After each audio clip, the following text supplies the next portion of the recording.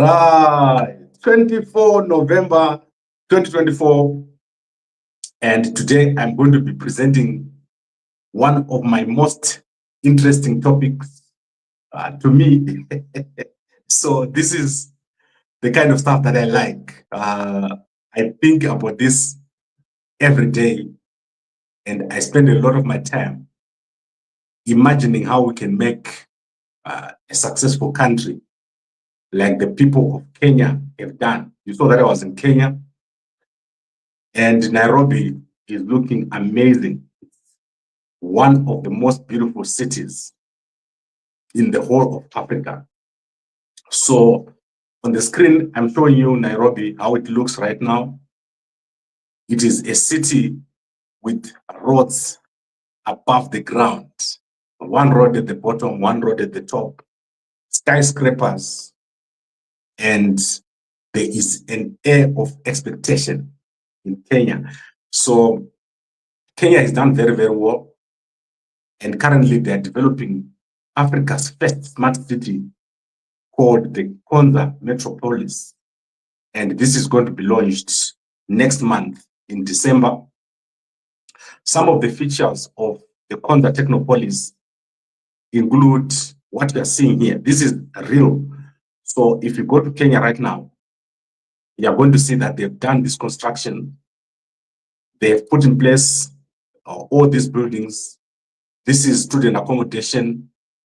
They have got companies that are coming here, smart companies. They've got a lot of innovation, which is currently in place. So if you go to Kenya right now, you'll be amazed at what they've done in Kenya.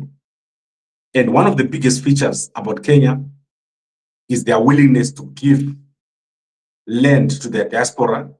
So Kenya and Nairobi in particular is looking amazing. And this is the basis of many smart cities in Africa. So the Konza Metropolis is one of the basis for many, many smart cities in Africa. So you might ask yourself, who is the man behind all this? Who are the people who are behind the Konza Metropolis? And it's none other than Kenyans. In fact, their CEO, at the last time I checked, was Paul Okwiri. He was the CEO of this Konza Metropolis. And as I said, this is amazing. Many universities are coming here, and they are basically creating some sort of planned city. So what I always talk about, a planned city. And they are encouraging companies, Kenyan companies and Kenyans to come and invest. Why did I give you this long introduction? Why did I just enjoy talking about Konza Metropolis? No, I did this because one of the things that I've been talking about is the planned cities, high-speed rail, and also 2 houses for each soldier. So we're not yet at 2 houses for each soldier. We are currently at the foundation. So what is the foundation? The Victoria Falls is one of the most strategically located places in Southern Africa, in fact, in Africa. And over the past week, I have been talking about free land for the diaspora. And many people will say, why would you say free land for the diaspora? Don't you know that Mnangagwa won't allow you to do such a thing? This has got nothing to do with Mnangagwa. This is about the 50-year strategy, a long-term view of Zimbabwe and a long-term view of what is going to happen. The Konza Metropolis was envisaged around 2014, which is about 10 years ago. And things started moving very quickly last year, and they are going to hand over their buildings this year. So the things that I'm talking about here, they look like dreams, but you are going to see what I'm talking about. If you've got a screenshot, check the screenshot of what I'm saying here. In 10 years' time, Victoria Falls will be home to many, many Zimbabweans from the diaspora. People are going to come home. And the good thing about me is I've launched so many things, so many projects, and I know exactly what is going to happen. So this week, we're going to start the process. And I promise you that you're not going to pay anything. So every person in the diaspora many Zimbabweans are going to benefit for free from the plans that we've got. I believe that a Zimbabwean in the diaspora should not pay a single cent for land in Zimbabwe because they are investing into their own country. So it is the duty of the nation or the country or the government to provide land for development. However, it is our duty as people in the diaspora to organize ourselves and to put our money into ventures that are viable. That means we should be able to put money into the place where you don't just have a house, but you also get something out. So this is something that many Zimbabweans find very difficult to think about. MaZimbabweans akajaira kutenga mastand. Chinhu chinonzi stand ndochauraya Zimbabwe. A residential stand, it's nothing. Many people have got residential stands, but they get nothing out of it. What I'm talking about here is a new concept, and this is developing areas that are normally not developed. So areas that are on the outskirts of, for example, the Victoria Falls, and making those the city. So the Victoria Falls has been stagnant in terms of development.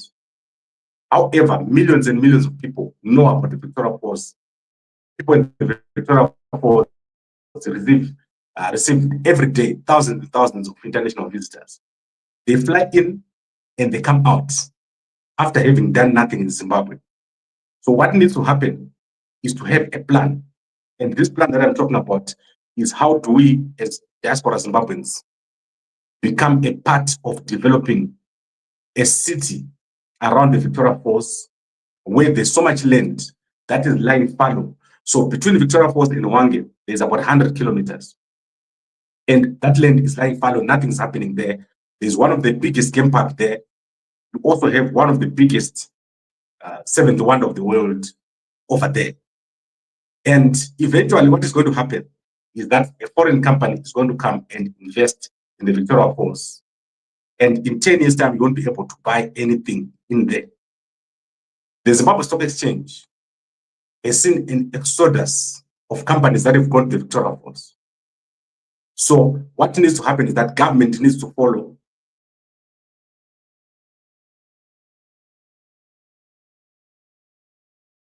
So things cannot be driven by themselves. They need to be by us as diaspora Zimbabweans.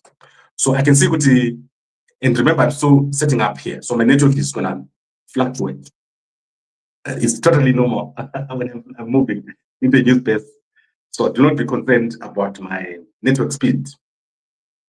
So now let me go into detail. Remember, I said I was going to go into detail today, but I'm not going to give you the numbers. So approximately, this project that I'm envisaging here and which I'm introducing is going to be a $10 billion project. How do you do a $10 billion project in the Victoria Falls? Are you Bill Gates? So you can see I'm having so much fun with this. So that's $10 billion project. This is a small number. The amount of investment that we need in Zimbabwe for high-speed rail is between 30 billion and 6 billion. Obviously, you can't put all the rail in one day. So the foundation of the future economy of Zimbabwe is going to be the Victoria Falls. That is clear. There's no doubt in my mind that the Victoria Falls is going to be the future of the Zimbabwean economy, because the Zimbabwean economy is going to be tourism-based. When you look at Victoria Falls, you have a lot of tourists coming in. There are no amenities. There are no activities. And there's nothing to do there for a month. So if you go to the Victoria Falls and you visit the falls, you're done. What else? So we need to create, firstly, a community. So that is a community of Zimbabweans who are overseas. And we need to create the Victoria Falls as a shopping hub. How do you make the Victoria Falls a shopping hub? And why? You create this Victoria Falls as a shopping hub by building one of the biggest malls in the Victoria Falls. So you need to take a huge mall and put it inside somewhere in the vicinity of the Victoria Falls. I'm talking here of, let's say, within 20 minutes or 10 minutes from the Victoria Falls. You have the biggest mall in there. What else? You need to put in place a what we call innovation hub. And when I'm talking about the innovation hub, I'm talking about what Silicon Valley is, where someone can start their company.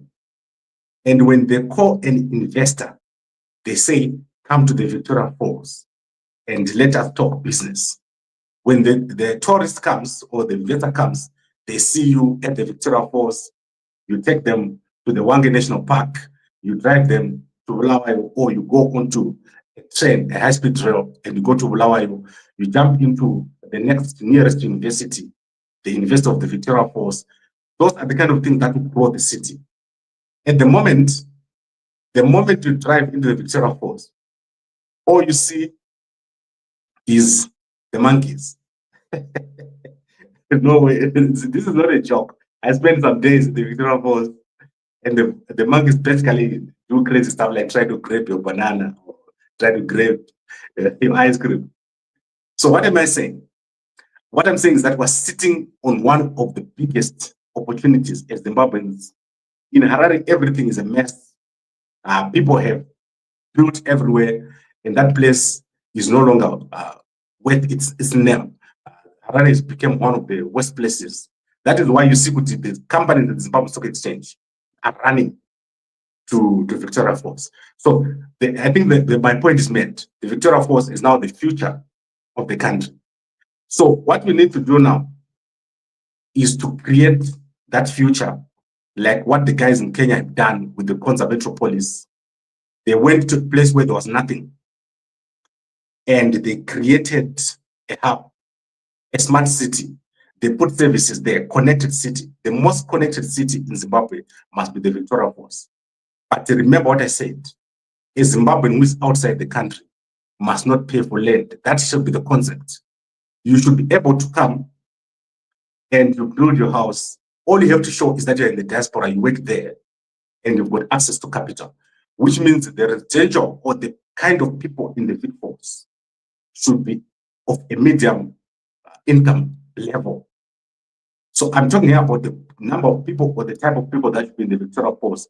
They should be of a medium income people. At the moment, you've got unemployed people, tour guides, animal guides. Those are the kind of people who live there. We want to put at least 1 million people inside Victoria Falls of a medium income level. You ask me, why did you put those people in Harare? Harare has got nothing. There's nothing to offer in Harare right now. In Harare, all you see is Mawindi and Mahaslas and Madinga.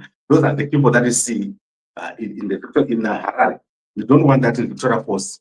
You want to create a foundation, and that foundation must be people that are coming from outside the country.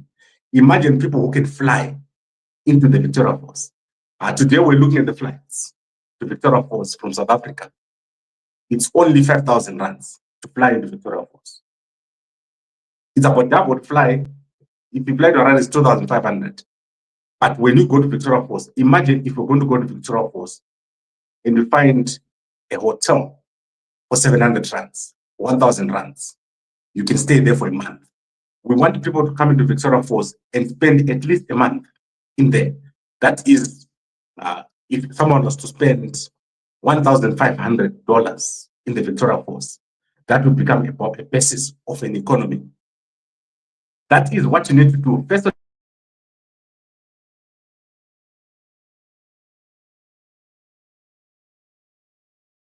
all, not the wrong type of funds.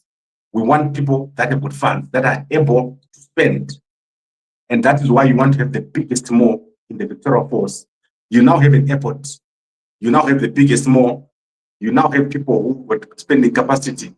You have people flying in from different countries and coming into the Victoria Falls. Then what is left?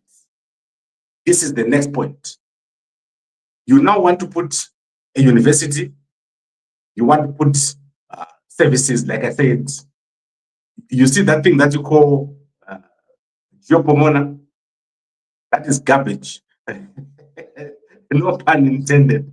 Garbage. And auxiliary. It's garbage. So what they are doing in the Konza metropolis, the recycling, I'm going to show you now the recycling that they are doing here.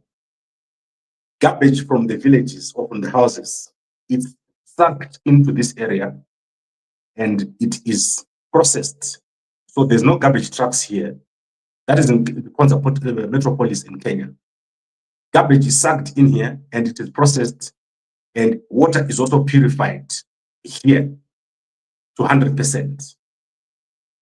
The point I'm trying to make is that when you think long term, you do things that cannot be explained. We don't want what these guys are doing, building schools and dorms and every day talking about a little bridge.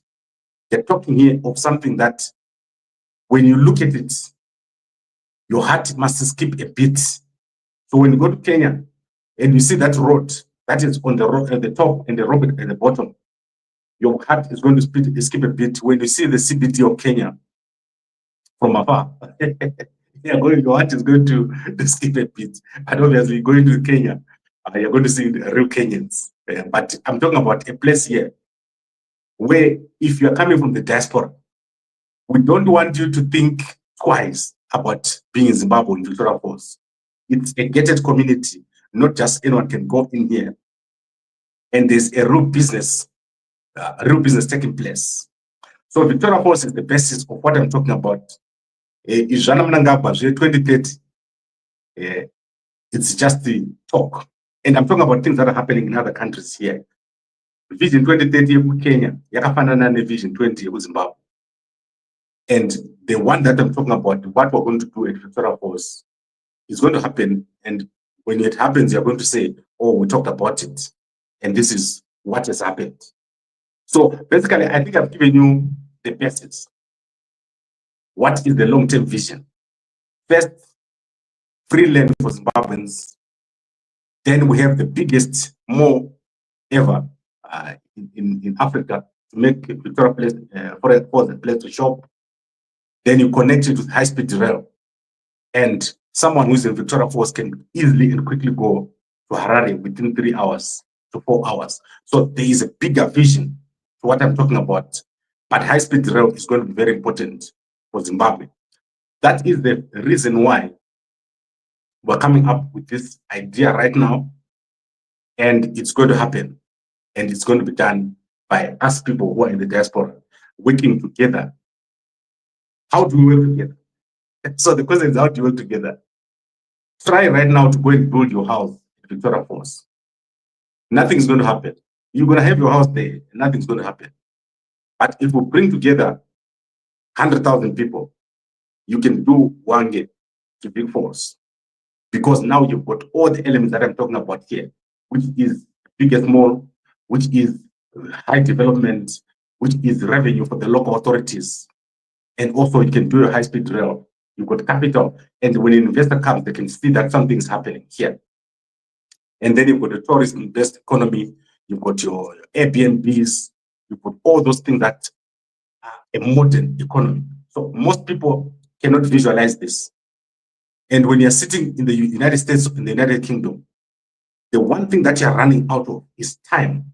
You're running out of time. If you're 50 years old, if you're 60 years old, you're running out of time. When you go back to Zimbabwe, you're going to struggle.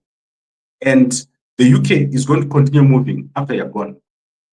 So do not focus on things that do not have anything to do with you. Look at the future. And the future is in our own country. Homecoming is very, very important.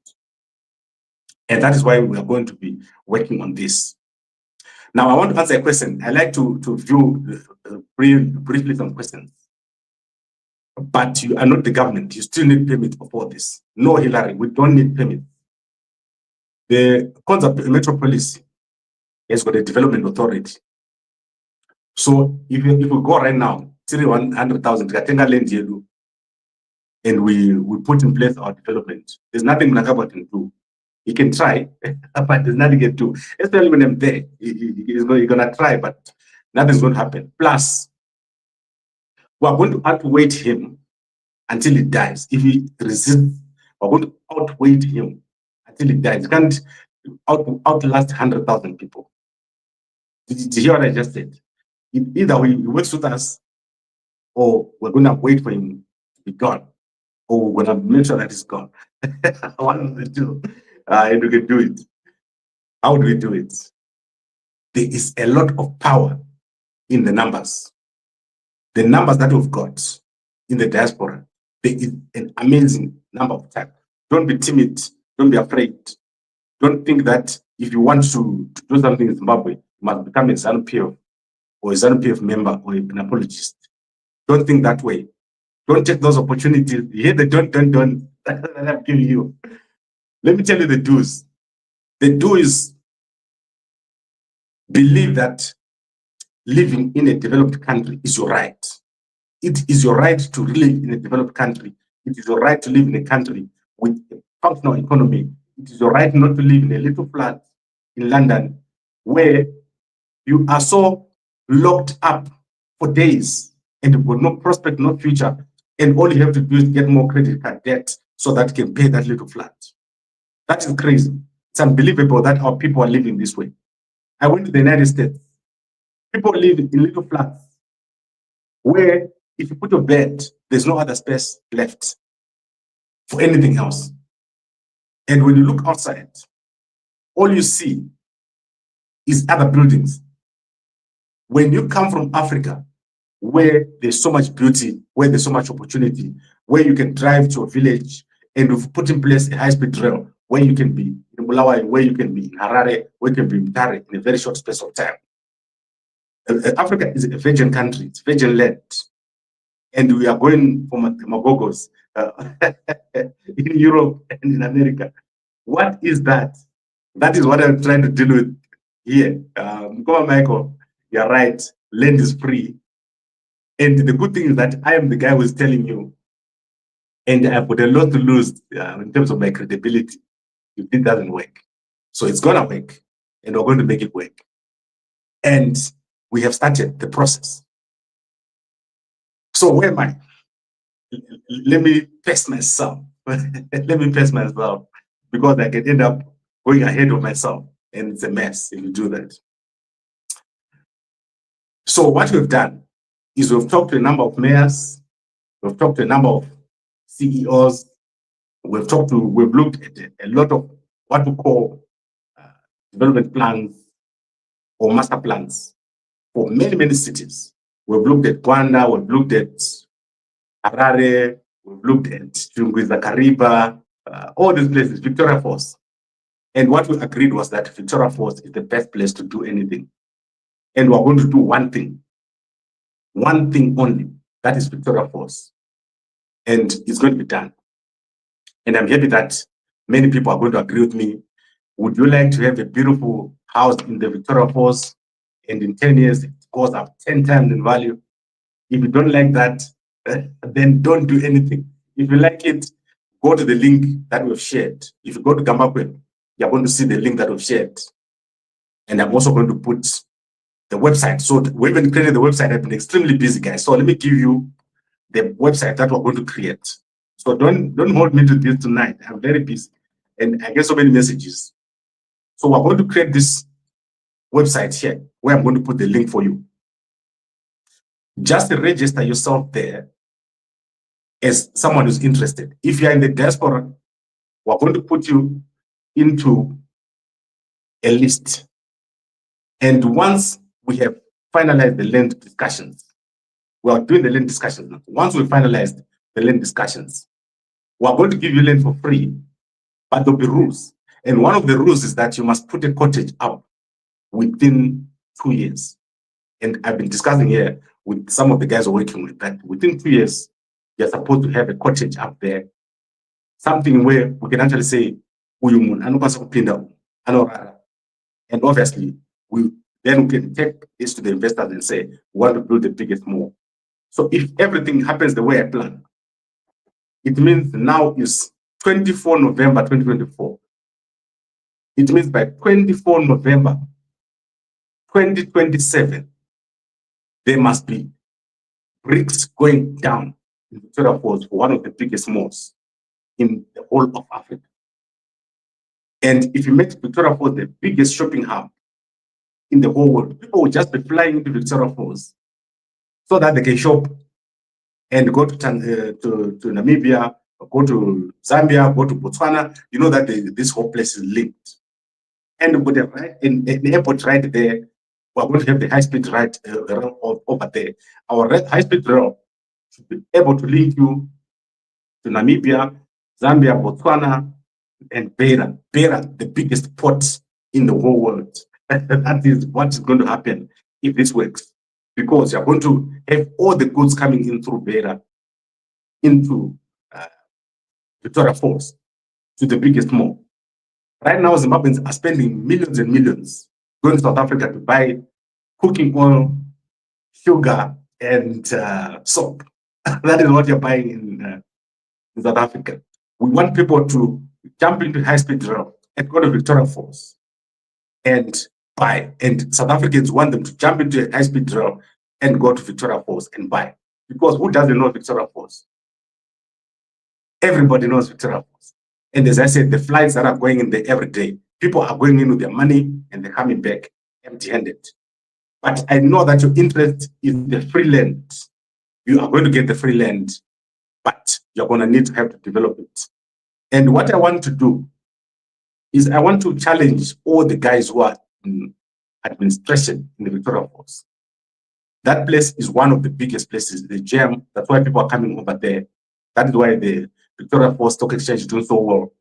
We don't want people to come to Victoria Falls and just live there temporarily. We want them to make Victoria Falls their home. And that means all the people in the diaspora must do well in the Victoria Falls. I want to briefly look at the politics, the politics of what we're doing. So let's look at the comments. I know that people like to be political. Mkoma Chinaya says, when you visit America, did you manage to speak to anyone in Trump's administration? Because last time you were in Zambia, and we were chased away. Right, so this is what we call off-topic tangents.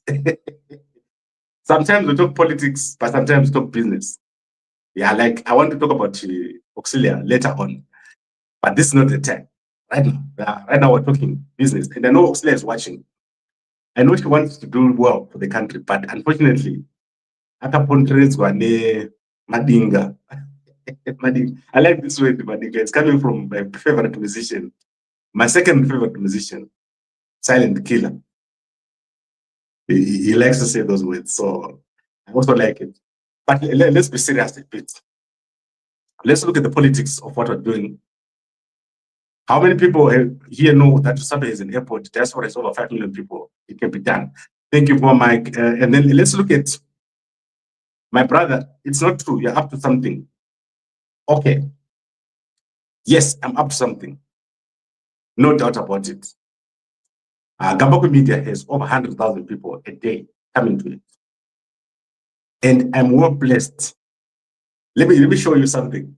If I walk like from here right now, and I walk for 5 minutes in that direction, there is no 5 minutes that pass before someone greets me in South Africa. I'm talking about Zimbabweans and South Africans. If I say something, even the president of South Africa is going to watch. Yesterday, I said something about a company called Macro. Go and see how many views that video has got. And a few days earlier, I said something about the electricity meters. I'm just trying to show you. And I was sitting down with some young guys today, and they said, we don't have any money. So this idea that you're coming up with, how are we going to be part of it? And I said to them, we're going to find you a space, but we're not going to find you a space in this place that I'm talking about. This is not for the general populace. We want to create wealth.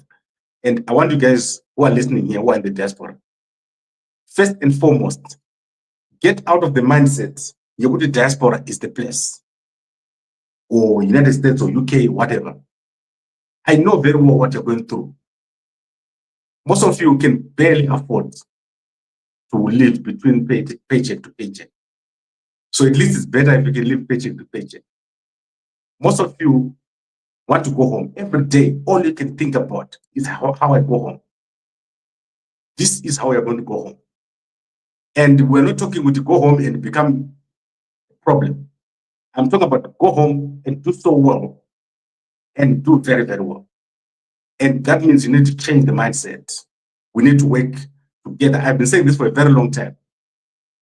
But I think now I've got a bit more of leverage here. Leverage. I think my leverage has gone from 1:1 to 1:1,000. To those who know, they know what I'm talking about. So let's do this. We're going to get the land. In fact, within the next few weeks, our negotiations will be finished. We're not going to beg for land. We're going to get it because the diaspora is the biggest constituency in our country. Right now, everyone else is just living on the diaspora. So when we say we want to develop, we're going to develop. And this time, it's not going to be a project that is run on a cooperative basis. We're going to have this as a private enterprise, and we're going to have it such that whoever is part of it is going to make money. And those who are innovative are going to innovate. So this is an opportunity for you to make money, and you're going to do it. Let's look at one last comment. Mumbai is needed, man.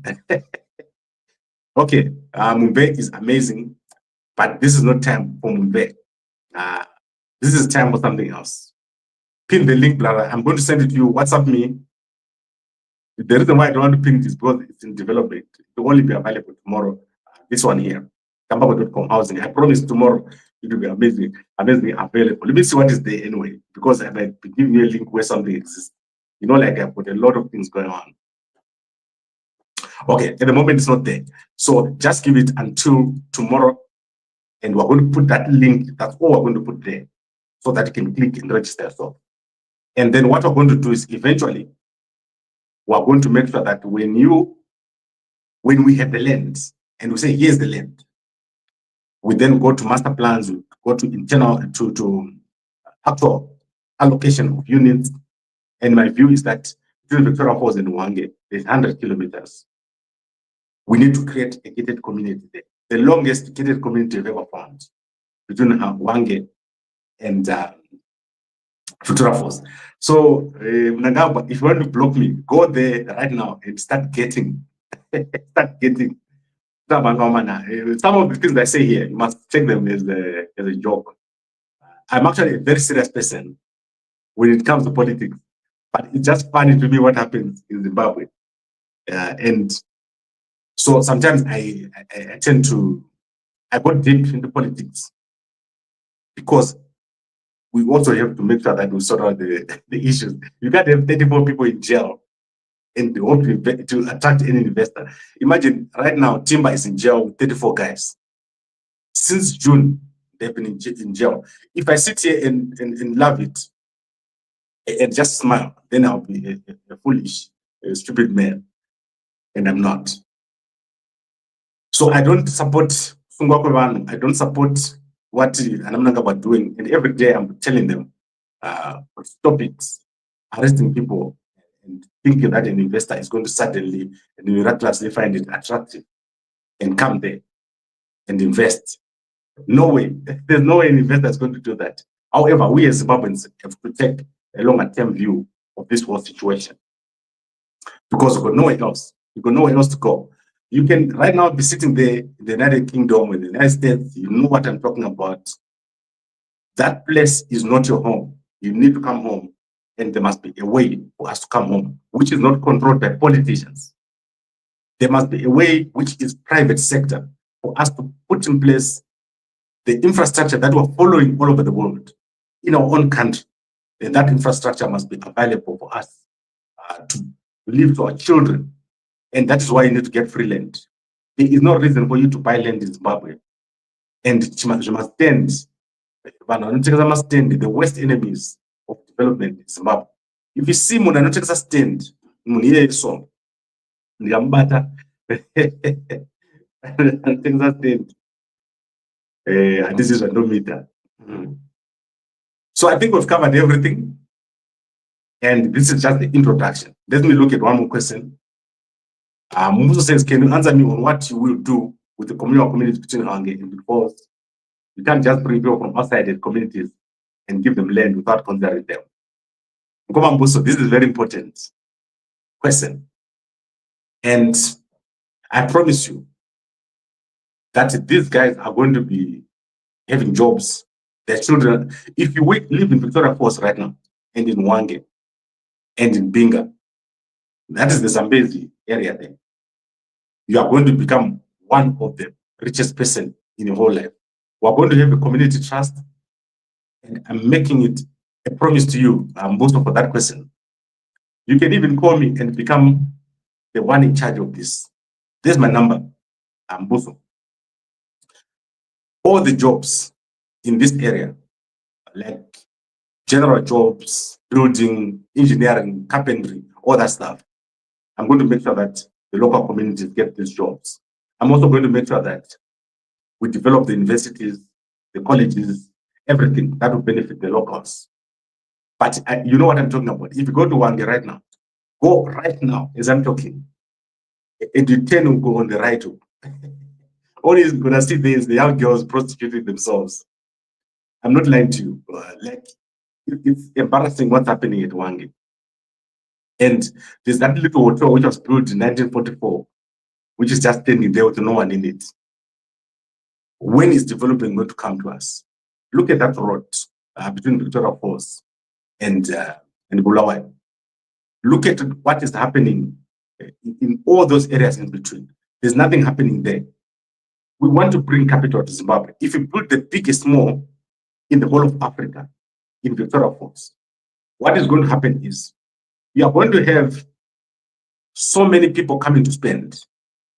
And I have got a plan that we also need to produce a visa. So a visa for serious investors who want to say, I live in the Victoria Falls, or I've got a home in the Victoria Falls. And you say, if you make an investment of $1 million, we'll give you a passport or we'll give you a residence in Zimbabwe.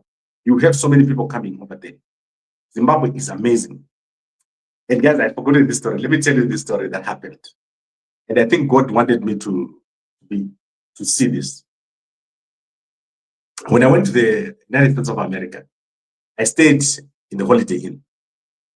Holiday Inn is a very big hotel with 4 floors. So as I was going to have breakfast, I forgot my card. I forgot to lock my what do you call that thing when you put your thing, my safe. So I went in to lock. And when I came back into the lift, I met a young lady, a young white lady, and a mother. And I said, good morning, how are you guys? And they said, why are you here? And I said, I'm here to cover the elections. And my name is Gambakwe. And she asked me, she doesn't speak English.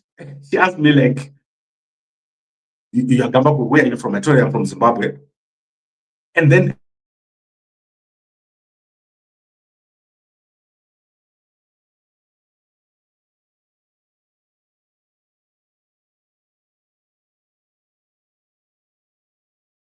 I could see English, the mother could not. Okay, we're back. So let me quick with the story.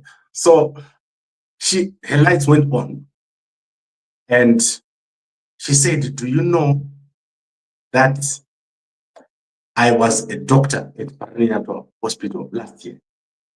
So in the whole of New York, 3 people who know Harare came together for some reason. And they started excitedly calling everyone, and I couldn't bring down my breakfast because of the excitement that they had after seeing me, because they know Harare, they love it. But do you know what the problem is in Zimbabwe? No one wants to bring their money into the country because there's no value. There's no value into bringing your money into Zimbabwe. What value do you get? I've lost thousands and thousands in Zimbabwe. Most people in Zimbabwe are crooks. Like, they want to rob you at the first opportunity. Go to Zimbabwe right now and say, how much is it to do something? And someone wants to finish all their problems in one transaction. If you're building a building, someone wants to use the cheapest material to build a house. And then they want to overcharge you as much as possible. They don't care about the quality, which is the problem. That's why people from good countries don't come to our country. But we want it possible for people to come to Victoria Falls, invest over there, and we want people to be able to connect from Victoria Falls to Harare very quickly, and also to areas around us, or countries around us like Zambia, Beira, and obviously Botswana. Botswana is doing very badly because they cannot connect to anyone. Botswana is like everyone standing in one place waiting for a handout. You saw what their president did today. Waste idea to hand out money to people. And the one thing that President Duma Boko should be doing right now is to connect that economy to other economies and open it up and make sure that lots of people come into Botswana. You saw what Steve Harvey said about Botswana.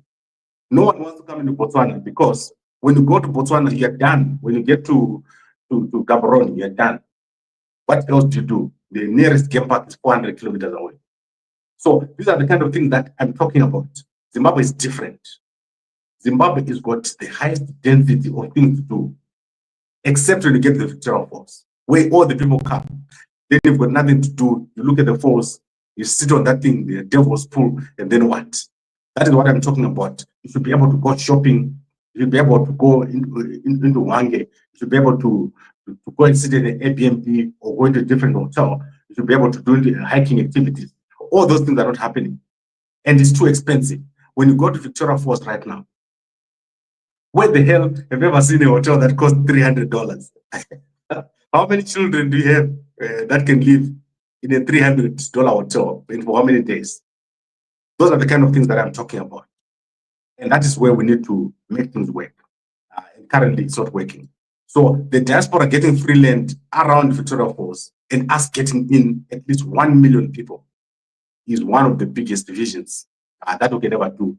But you can see this, what I'm showing you here, Konza in Kenya, is not even that size. Here, they are more focused on people just doing business. That's because Kenya is already doing well. Kenya, they're doing very, very well. Their city is booming. Kenyans are connected to the country. And the government of Kenya is reasonably democratic.